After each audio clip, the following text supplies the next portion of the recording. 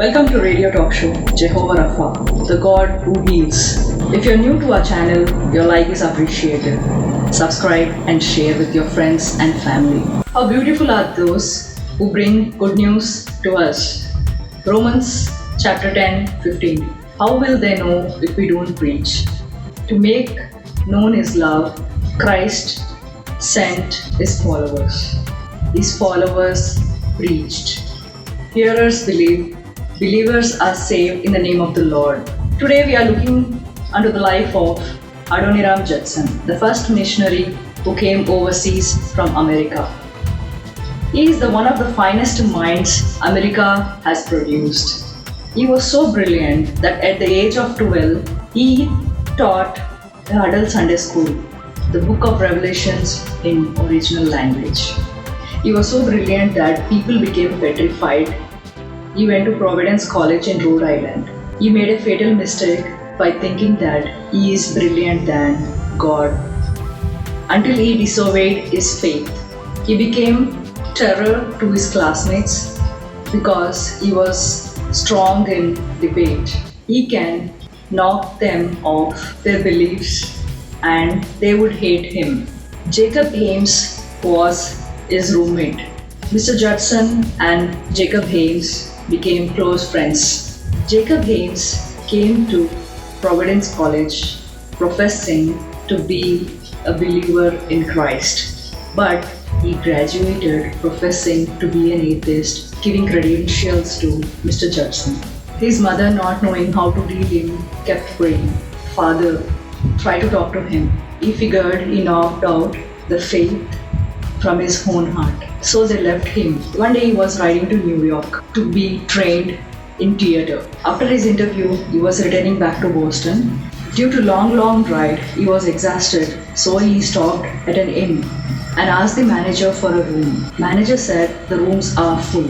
Then Judson asked him that can he sleep in the front hall because he was falling asleep. Paying the full price of the room, he wanted to stay there and wanted to rest. Manager said, "Sir, there's a room empty. Adjacent to it is a person very sick, emanating stench of decay, and he is dying. If you want to stay, you can stay there if it doesn't bother you." Judson said, "It doesn't bother me. I will stay there." Judson couldn't sleep because the person adjacent to the room was crying in agony and in pain. Judson smothered, turned, tossed. As soon the sound became slow, he fell asleep. Next day morning, when he was paying the bill, he asked the manager if the person is feeling better. Manager said, "No sir, he died early in the morning." Then out of curiosity, Mr. Judson asked the manager, "As a stranger, when he comes and stays here and dies in your hand," then manager says, he was an honor graduate of Providence College and his name was Jacob Ames. Judson, in his biography entitled To the Golden Shore, says this: "I got onto the horse, tears rolled on my eyes.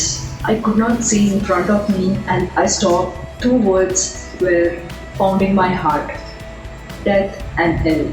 As the house of the horse pounding towards the ground, he says, I got off my horse, knelt down on the dusty road, repenting bitterly on his way. I betrayed my God, for Jacob Ames now laid, delivering up an account of his own soul, because I had knocked out any faith he had in God." Judson checked out of US to India at the age of 25. He skipped Calcutta and traveled to Burma, Rangoon, city of Burma. By losing his wife, his children, and his colleagues, he realized that he was into great battle. It took 7 years to lead first Burmese into Jesus Christ. He translated the Bible into Burmese. His wife translated Bible into Thai.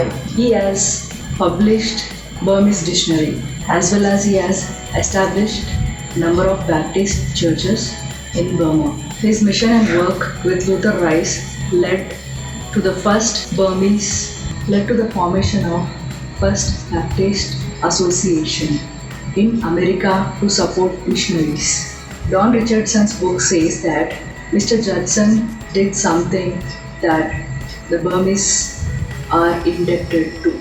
Judson was imprisoned by Burmese authorities for his successful preaching of the gospel, as many have started to believe in Christ. He was put into boat after he was imprisoned for 18 months. People could not recognize him anymore.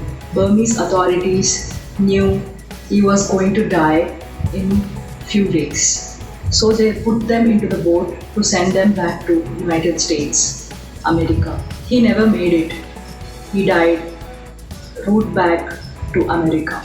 In Malden, Massachusetts, there's a small gravestone which says Adoniram Judson, born on August 9, 1788, United States, died on April 12, 1850, Bay of Bengal, during his travel. Ocean is his sepulchre and Burmese Bible is his monument. God bless you all.